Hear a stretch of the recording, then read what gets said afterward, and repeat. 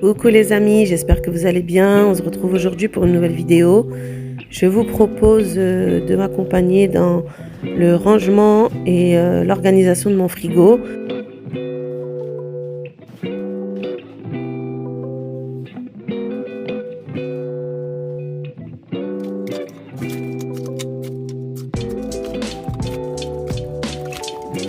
Donc là, j'ai retiré tout ce qui était produits fragiles, comme les yaourts,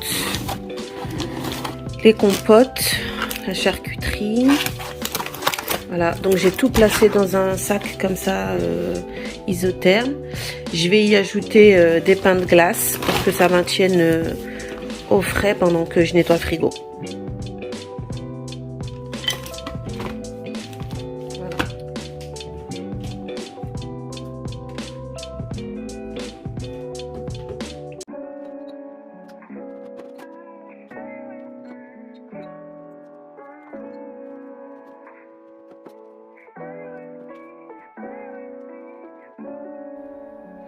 Je vais ajouter le beurre au sac isotherme parce que c'est fragile aussi. Donc, je vais le mettre à l'intérieur.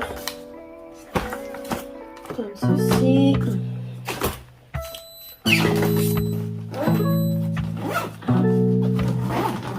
Voilà.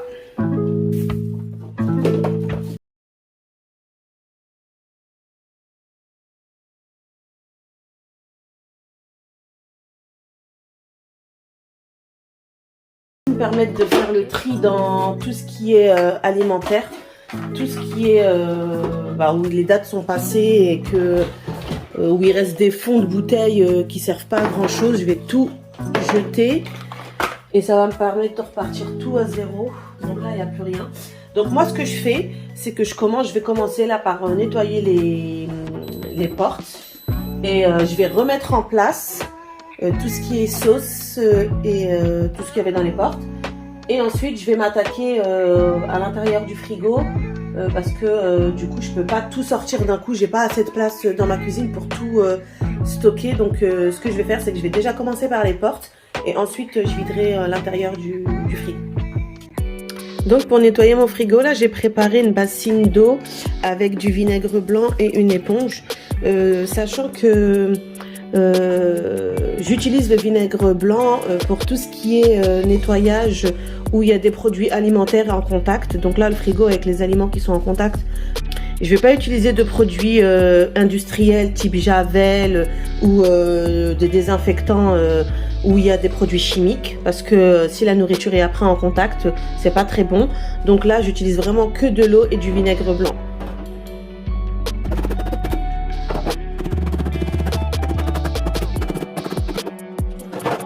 Ce frigo il est top. Le seul bémol c'est ça là, tout ce qui est contenant des portes, c'est une vraie galère à retirer. Vraiment à chaque fois ils sont trop serrés en fait. C'est vraiment une galère à retirer, c'est vraiment chiant. C'est d'ailleurs une des raisons pour lesquelles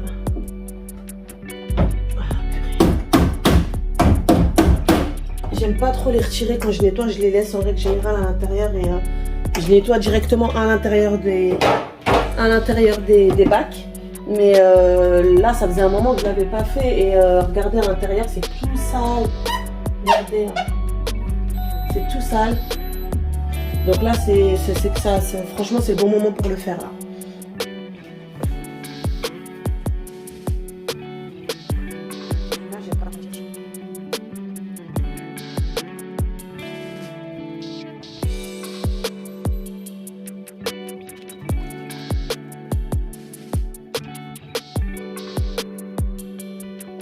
Il faut savoir aussi que dans ce frigo, il y a un compartiment là pour qu'on peut par ici remplir de l'eau pour avoir de l'eau fraîche en distribution de ce côté-là.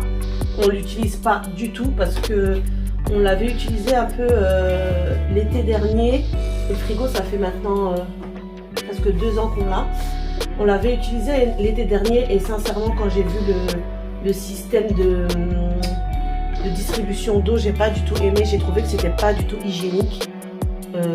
En plus, j'arrive pas à retirer correctement, comme je vous ai dit, les bacs pour pouvoir nettoyer correctement ce bac-là où il y a le réservoir d'eau. Donc, on ne l'utilise plus du tout.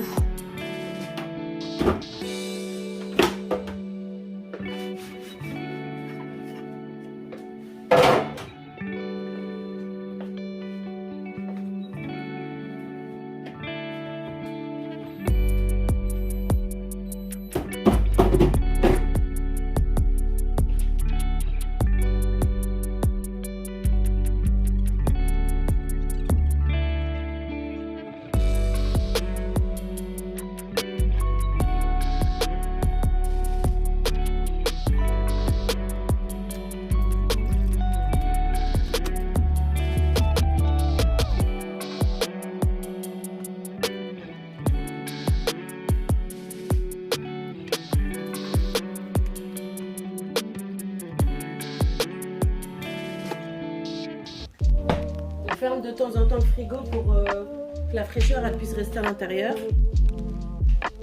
Maintenant, on va laver les bacs.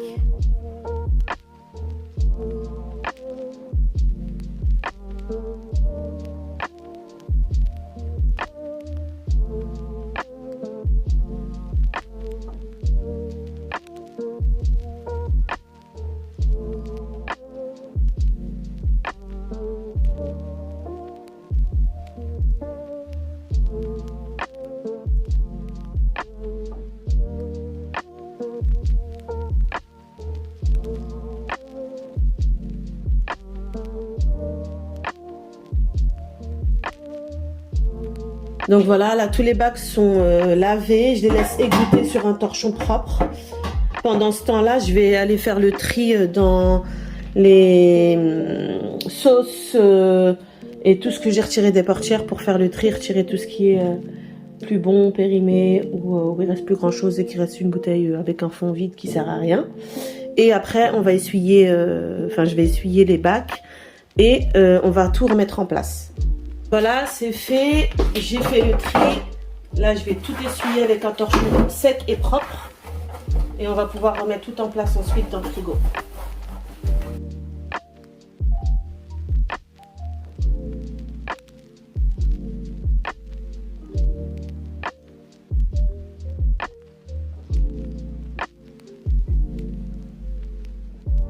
Voilà, donc les bacs sont complètement nettoyés. Maintenant, on va pouvoir les remettre dans le frigo et réinstaller tout ce qu'on a retiré, qu'on avait mis dans le sac isotherme.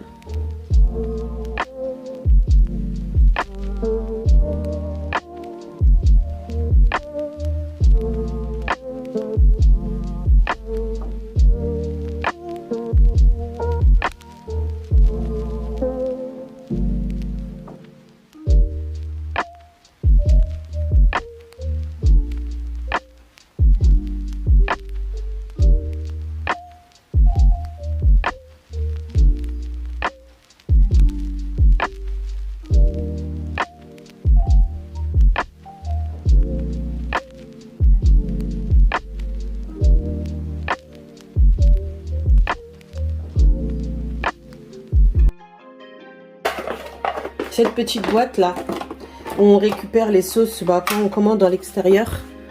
Voilà, là, quand on commande à l'extérieur, on récupère toutes les petites sauces comme ça dépanne quand on est en galère de sauce pour les frites ou pour accompagner des viandes. Donc moi je les ai mis dans une petite boîte comme ça. C'est une petite boîte que j'ai récupérée de Ferrero Rocher et je mets comme ça mes petites sauces à l'intérieur.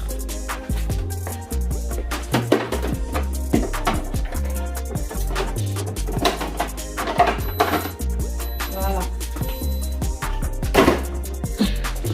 Allez, maintenant on va vider l'intérieur.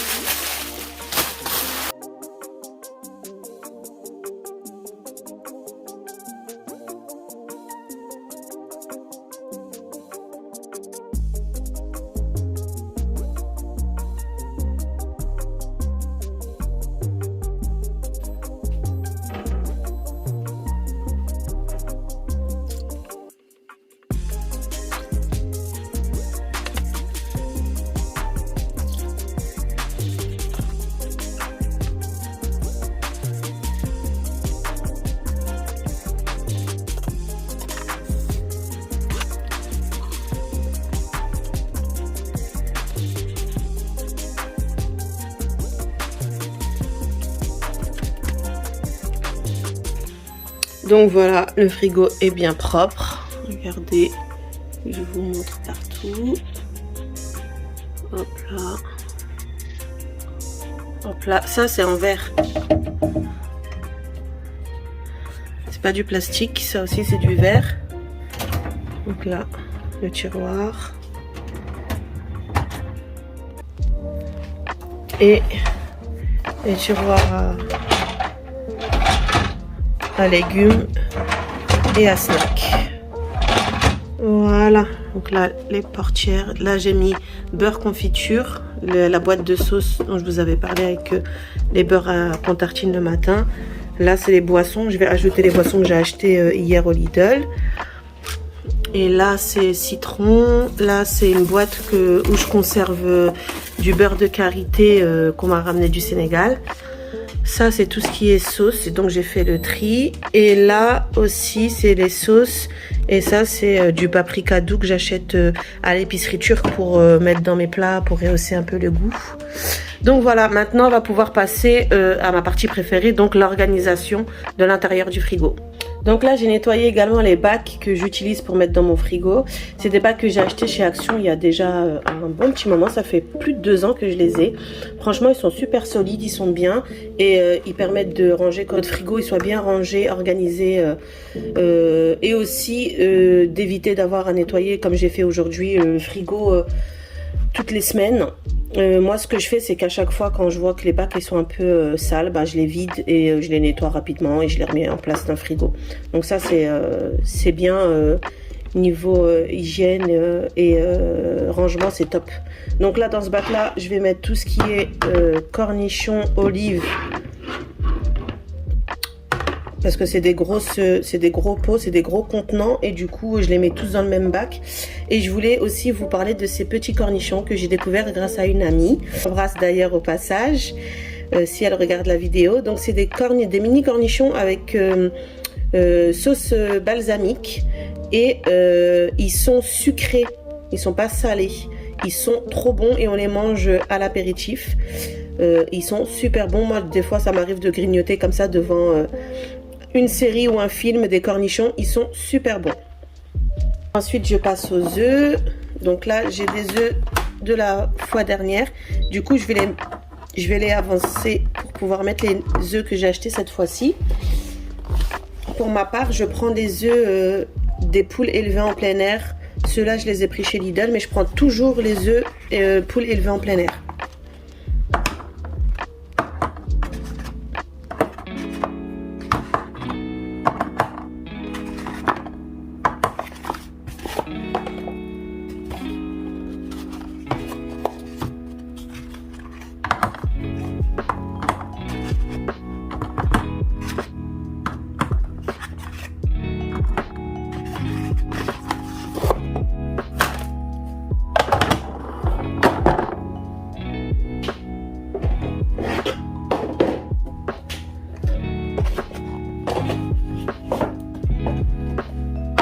Ensuite, dans ces contenants-là, je vais mettre tout ce qui est petit goûter pour les enfants. Donc, je leur achète des compotes comme ça aussi chez Lidl.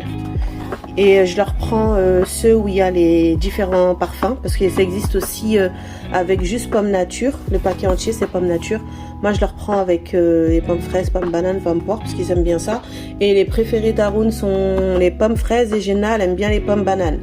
Bon, donc c'est ceux qui sont mangés en premier, et ensuite ils se rabattent sur les pommes et les pommes poires. Donc voilà, je vais aussi les ranger.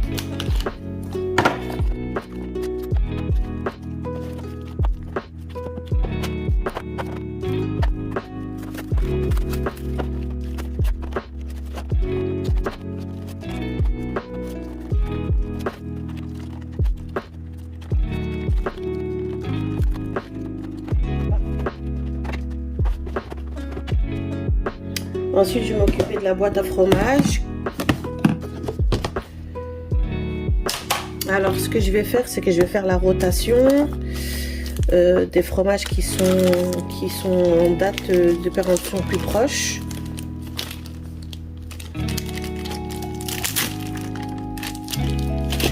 Moi, au fond de ma boîte à fromage, je mets toujours un petit linge comme ça. D'ailleurs, je vais le secouer un peu parce qu'il y a des petits morceaux de fromage.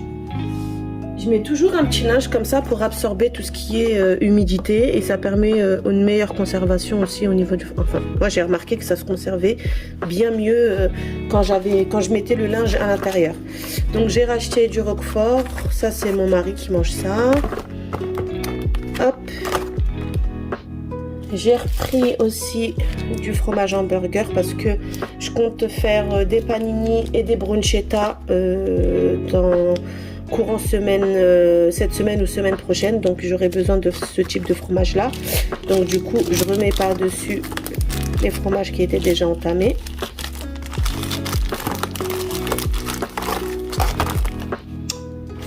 Ensuite j'ai pris de la mozzarella râpée justement pour mettre sur les bruschetta et du râpé aux 3 fromages que je prends tout le temps, que je mets un peu partout sur les pâtes.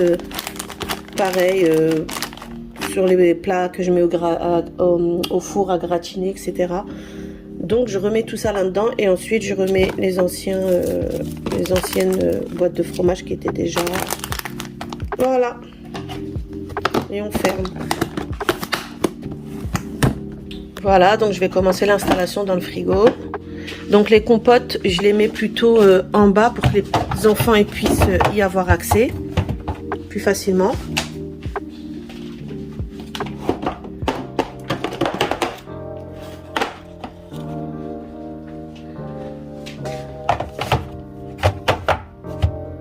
Voilà. Ensuite les œufs. Faire attention de ne pas les faire tomber. Je les mets juste au-dessus. Voilà. Voilà. Bon, je vous ai posé pour pouvoir prendre la boîte où il y a les olives et les cornichons et la boîte à fromage parce qu'ils sont lourds et j'arriverai pas à les porter à une main. Donc voilà ce que ça donne pour l'instant. On va continuer le rangement. Donc là j'ai repris le sac isotherme qu'on avait pris au départ dans lequel on avait mis les yaourts, etc. J'ai le bac où je mets mes yaourts qui est juste là et je vais commencer à les ranger. Les yaourts préférés de mes enfants. Et bizarrement, malgré son allergie, Haroun il les mange ceux-là et ça lui fait rien. Je sais pas trop pourquoi, je comprends pas trop pourquoi, mais en tout cas, il a la possibilité de les manger. Donc je lui achète, à chaque fois que je vais à Lidl, j'en rachète. Ceux-là aussi, ils aiment bien. Les viennois comme ça, caramel. Ceux-là. Vanille caramel.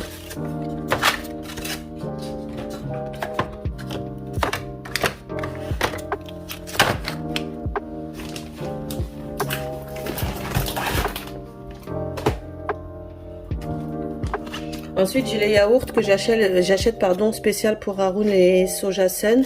Donc, je lui prends ses parfums préférés qui sont myrtille, caramel, beurre, pointe de sel. J'en ai pris 2 d'ailleurs. Et mangue. Donc, ceux-là, je les mets pas dans un bac, étant donné que c'est moi qui les prends et qu'ils sont pas... les enfants se servent pas, enfin Haroun ne se sert pas tout seul des yaourts.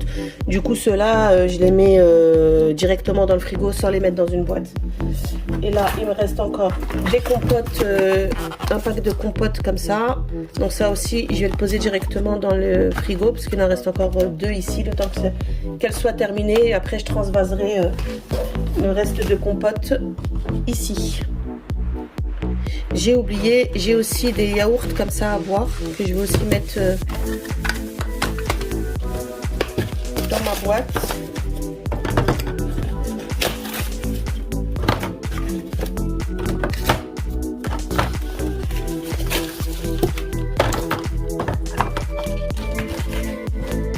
Voilà.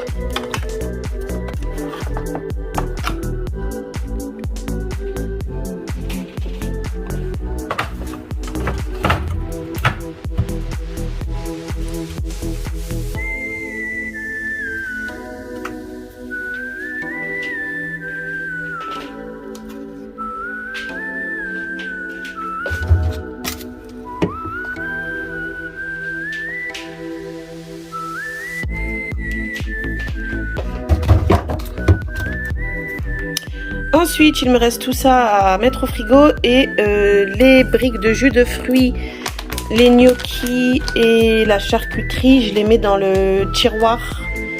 Je vais vous montrer. Et après, il me restera les pâtes feuilletées comme ça. D'ailleurs, je vais en mettre une au congélateur et je vais en laisser une au frais.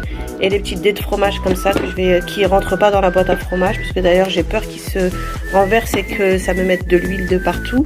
Donc, je les laisse dans le pot et je les mets directement dans le frigo. J'ai également ces briques de jus que j'achète, que les enfants prennent le matin au petit-déj parce qu'ils prennent pas de lait, mes enfants. Je sais pas pourquoi.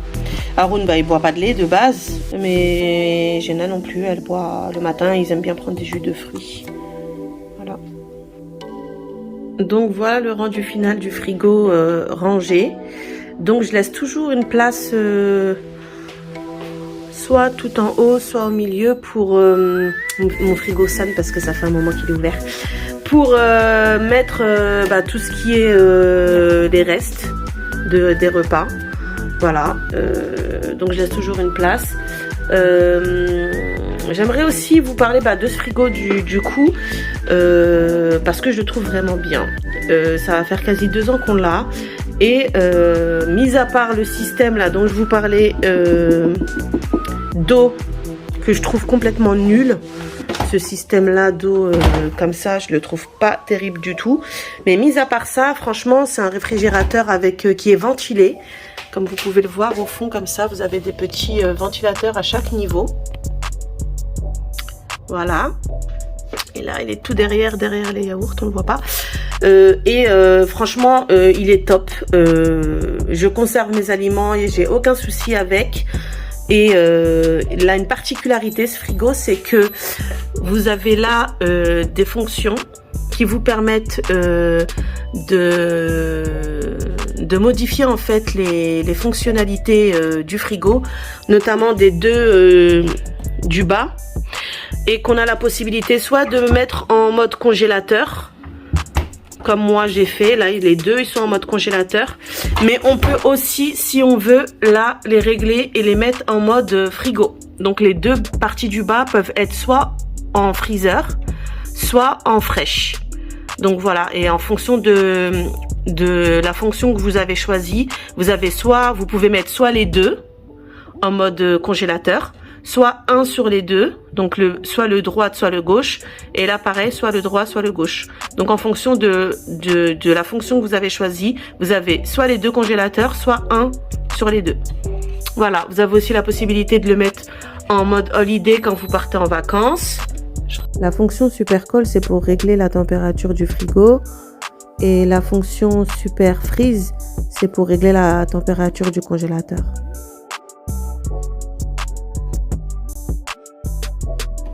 Écoutez, cette vidéo elle touche à sa fin, j'espère qu'elle vous aura plu, j'espère que je vous aurai donné des idées d'organisation pour votre frigo.